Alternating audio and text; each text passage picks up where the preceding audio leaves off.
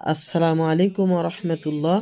প্রিয় দেশবাসী এবং কুষ্টিয়াবাসী, আশা করি সবাই ভালো আছেন। আমিও আলহামদুলিল্লাহ ভালো আছি।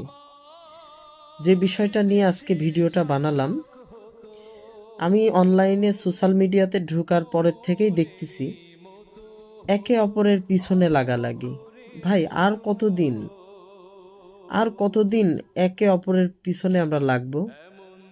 বিশেষ করে জামাতের ভাইরা চরমনার পিছনে লাগতেছে, চরমনার ভাইরা জামাতের পিছনে লাগতেছে।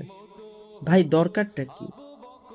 একজন আরেকজনের পিছনে লাগার দরকারটা কি ভাই? তাই না? তাই আসুন আমরা পুরনো দিনগুলো ভুলে যাই, একে অপরের পিছনে লাগা বাদ দিয়ে দিই। ভাই, আমরাই তো কত অপরাধী, কত অপরাধ করি।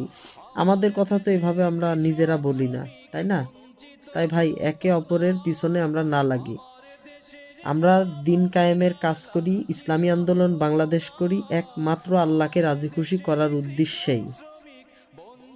যদি আল্লাহকে রাজি খুশি করার উদ্দেশ্যেই আমরা রাজনীতি করে থাকি, তাহলে কেন আমরা একে অপরের পিছনে কথা বলবো? একজন আলেমকে নিয়ে কেন বাজে বাজে মন্তব্য করব? ভাই, দরকারটা কি? দয়া করে আমরা সবাই মেহেরবানি করে এগুলা থেকে বিরত থাকি।